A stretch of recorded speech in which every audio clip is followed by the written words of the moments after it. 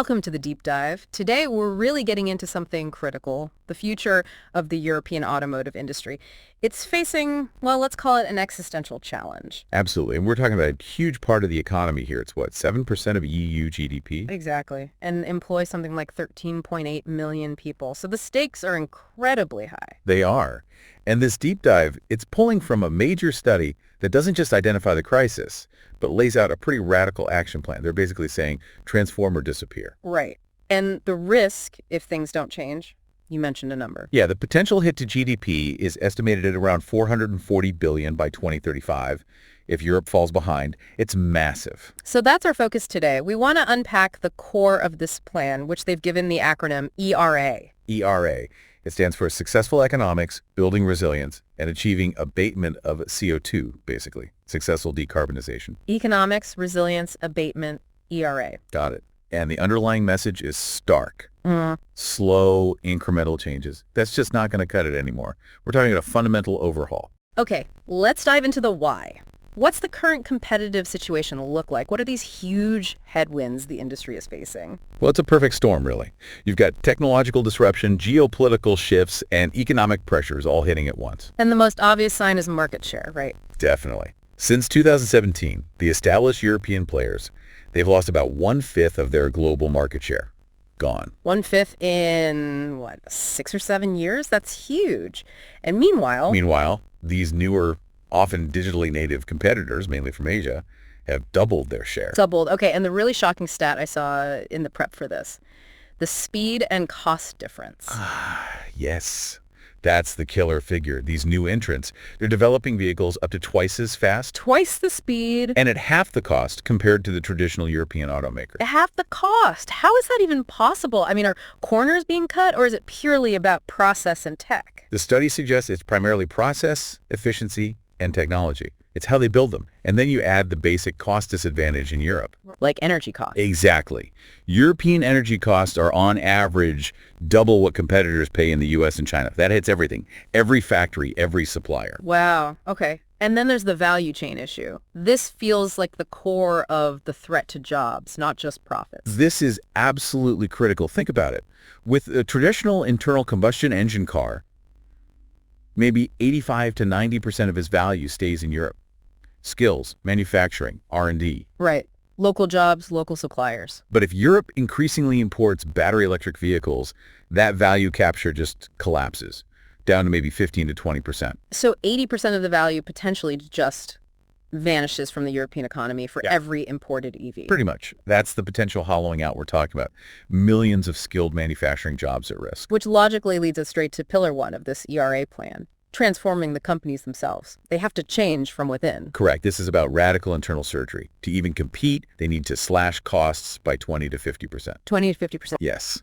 And cut that vehicle development time, the time to market, in half, aiming for under 2 years, like the fastest Chinese OEMs. Under 2 years from concept to showroom? That seems incredibly fast for complex European cars known for quality. How? It means completely rethinking manufacturing, adopting things like gigacasting. Gigacasting. That's where they make huge single parts instead of lots of smaller ones, right? Like Tesla does. Exactly. Massive aluminum castings replacing hundreds of components.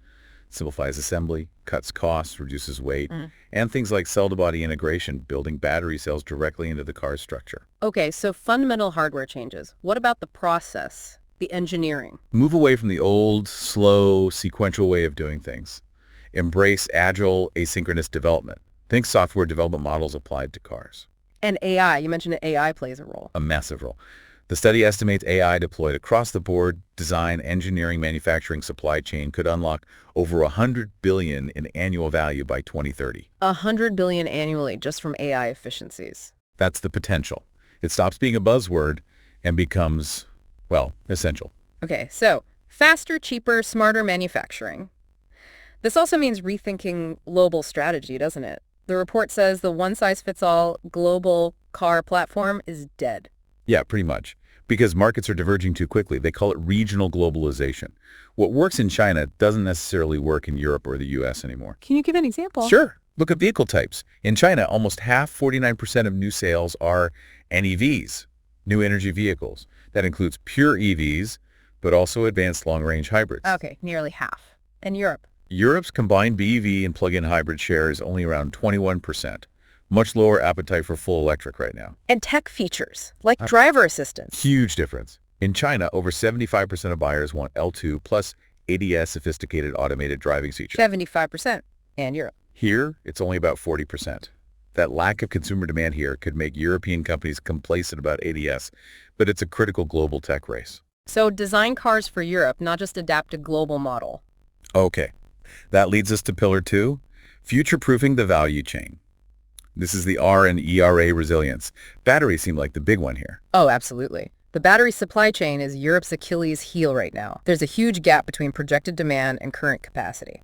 How big a gap are we talking? Well, demand is expected to hit 600 to 800 GWh by 2030. Okay, and current capacity? Right now, as of 2024, it's only about 200 GWh installed. So we need 3 to 4 times more capacity. Fast. And the cost to build that? The investment needed is staggering, between $200 billion and $300 billion by 2035, just for batteries, mining, refining, cell production, everything. 2 to 300 billion euros, just on batteries. Wow. And that investment is needed yesterday, basically, which highlights the other massive risk, dependency. Dependency on China, specifically. Yes. China currently dominates over 80% of the global battery value chain. Everything from processing minerals to making the final cells. 80%. And critical raw materials, the rare earths. Even more concentrated. China supplies over 95% of the rare earth elements the EU imports. Think about motors, electronics.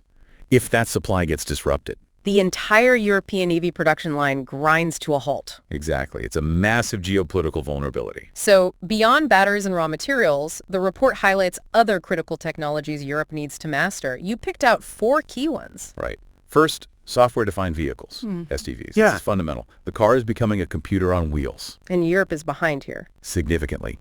New competitors, especially from China and the US, dedicate over 40% of their R&D to software. European incumbents, it's closer to 15%. That gap is widening. Okay, software is one. What else? Second, ADS and autonomous vehicles, AVs. We mentioned the consumer interest gap, but the tech development needs a push.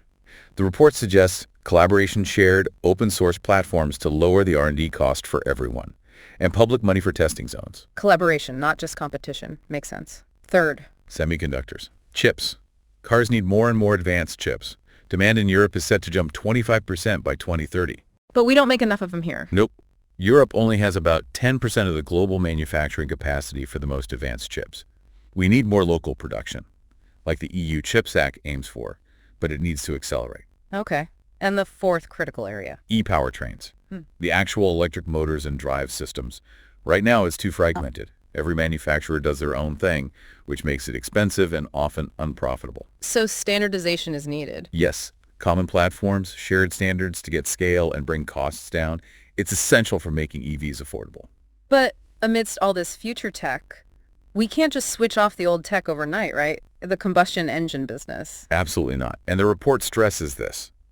Managing the decline of ICE components is crucial. That market, even in decline, will still be worth around $100 billion in 2035. $100 billion. That's the cash needed to fund the transition. Precisely. It's the bridge funding. You can't just abandon it. You need to manage it smartly to pay for the EV investments. Okay, that makes sense. Which brings us to the final pillar, Pillar 3, leveling the playing field. This sounds like stuff the companies can't fix alone. Systemic Europe-wide issues. Exactly. This is about infrastructure, regulations, consumer acceptance, things that need coordinated public and private action.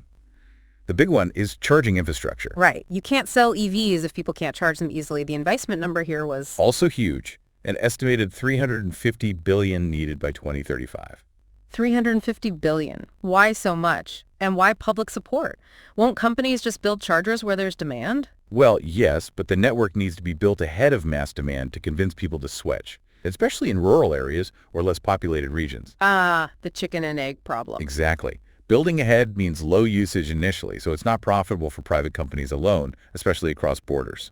You need public funding or support to ensure a seamless network everywhere, not just in dense cities. Okay, so infrastructure is one major hurdle. The other is the consumer side, right? We have this 2035 zero-emission target, but you said EV adoption is only around 20%. Yes, and affordability is a major barrier. EVs still cost, 20-30% more upfront than a similar petrol or diesel car? And consumer preference. Are people actually wanting pure electric?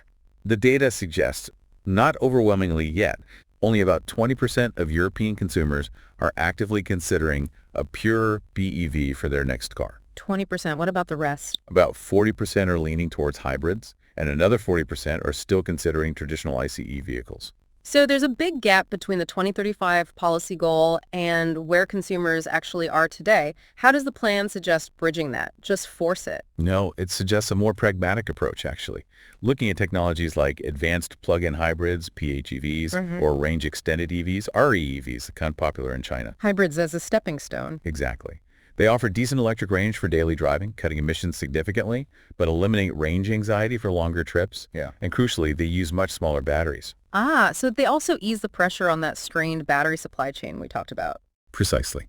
It's seen as a transitional technology that aligns better with current consumer concerns and infrastructure realities while still moving towards decarbonization. It acknowledges the need to address other big structural problems too, right? Like those high energy costs, complex regulations across different EU countries, skills gaps. Yes, all of that. The report calls for much more coordinated, unified European action to tackle these disadvantages that companies face just by operating here. Less fragmentation, more collaboration. Okay, so let's recap. We've unpacked the ERA framework, economics, resilience, abatement. The scale of change needed is just immense. It really is. You're talking hundreds of billions in investment, 200, 300 billion for batteries, another 350 billion for charging. All while the companies themselves have to somehow find 20-50% cost savings internally and cut development times in half. It requires a synchronized push from everyone, industry, governments, EU institutions. Incremental steps just won't reverse the trend. It has to be bold, coordinated action. Otherwise, the risk of Europe losing its automotive powerhouse status is very real. That's the core message. It's a fight for industrial survival. So we leave you with this thought.